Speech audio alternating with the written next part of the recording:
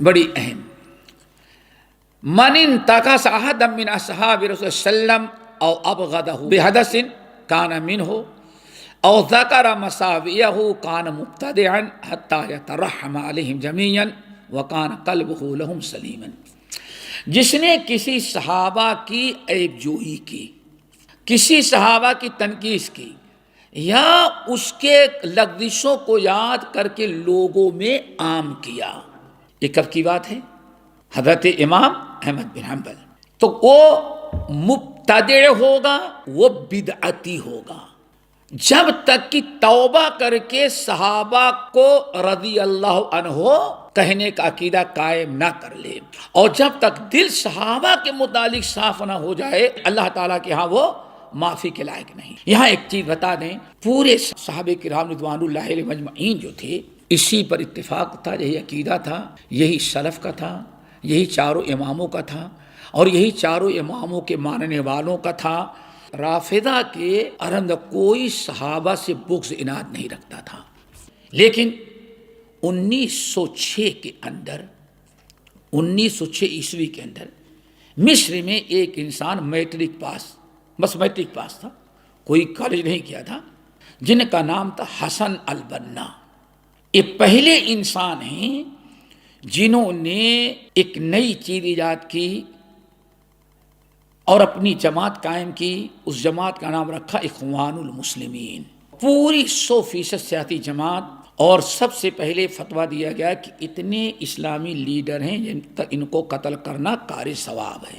بالکل حضرت علی رضی اللہ تعالیٰ عنہ کے اور امیر معاویہ کے قتل کے لیے اس وقت خوارج نے فتویٰ دیا تھا، بالکل وہی فتویٰ حکام کے متعلق حسن البنا نے شروع کیا 1906 میں. اس وقت ترکی حکومت تھی اور وزیر داخلہ نقراشی کا قتل ہوا.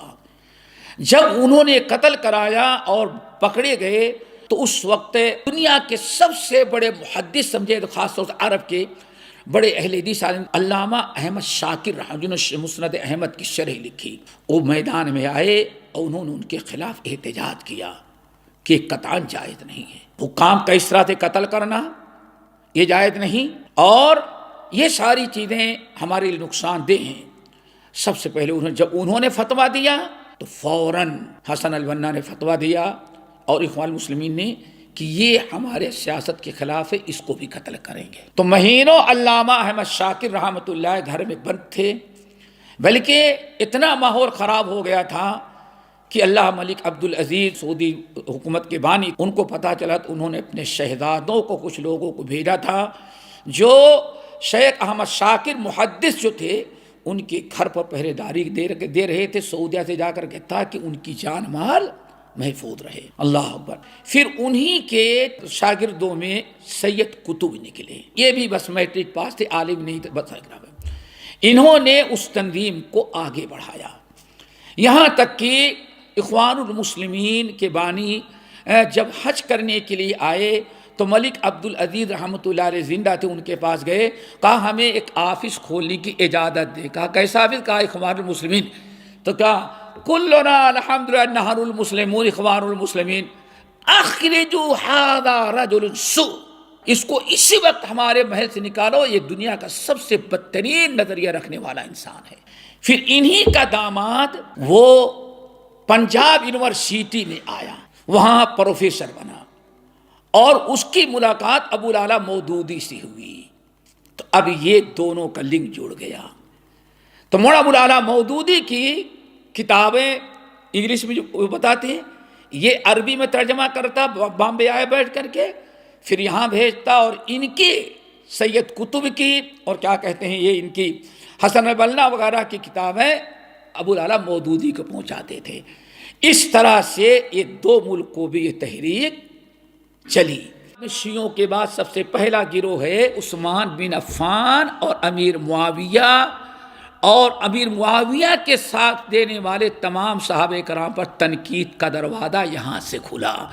پورے اہل سنت والجماعت جو تقریباً 1400 سال تک متفق تھے، 1350 سال تک اب صحابہ کرام کو برا بھلا کہنا، تنقید کرنا کہ یہ سارا فساد جو ہے بادشاہت کا جو نظام ہے عثمان بن عفان سے شروع ہوا اور امیر معاویہ نے اس کو بنایا، اور اس طرح سے کہتے کہتے آج دنیا کے اندر یہ چیز ایسی آ گئی، خلافت کے نام پر، انقلاب اسلامی انقلاب کے نام پر ہمارے نوجوان بھی نہ سمجھے منہج نہیں جانتے، انہوں نے صحیح کیا ہے غلط کیا نہیں جانتے، تو بڑی ہاں ملا کر کے بڑے جوش و خروش کے ساتھ وہ بھی تیار ہو جاتے ہیں، حالانکہ یہ پوری امت مسلمہ کے خلاف رہا۔ اس وقت بھی مخالفت کرتے رہے لوگ اور آج بھی کرتے رہے۔ اللہ تعالیٰ، اس لیے میں اپنے نوجوانوں سے کہوں گا کہ دیکھیں اللہ تعالیٰ نے آپ کو مسلک اہل حدیث عطا کیا، اس سے بہتر مذہب کوئی دنیا میں ہے ہی نہیں۔ صحابہ کرام سے زیادہ انقلاب برپا کرنے والا، اسلامی انقلاب لانے والا، اسلام کی نصرت کرنے والا صحابہ کرام سے زیادہ اچھا کوئی نہ گزرا ہے نہ گزرے گا۔ آپ کو صحابہ کرام کا منہج ہے، اس لیے یہ لچھے دار خوشنما ٹائٹل کو دیکھ کر کے دھوکہ نہ کھائیں، آپ اپنے منہج پر رہیں۔ یہ سب جس کو کہتے ہیں دکھانے کے دانت ہاتھی کے اور ہوتے ہیں اور کھانے کے اور ہوتے ہیں، بس یہ مسئلہ ہے کہ حکومت کرنا لیکن اسلام کے نام پر، اور سب سے بڑا ٹارگیٹ ان کو مسلم حکام ہوتے ہیں۔ یہ کہا جاتا تھا خارجی ذہن رکھنے والے مسلمان حکام ان کی برا بھلا کہتے ہیں، اور اگر کوئی عیسائی بادشاہ ان کو پناہ دیتے تو کہتے ہیں وقت کا حبشی نجاشی بادشاہ ہے۔ اللہ تعالیٰ دعا کر ہم سب کو صراط مستقیم پر رکھے۔ جس نے صحابہ کو سے نفرت کی، صحابہ کو برا بھلا کہا، ان کی برائیوں کو تذکرہ کیا، تو وہ بدعتی ہوگا، اور اس کی بات اس وقت تک قبول نہیں کیا جائے گا جب تک کہ توبہ کر کے صحابہ پر رحمتیں نہ بھیجے اور کم سے کم رضی اللہ عنہ نہ کہے۔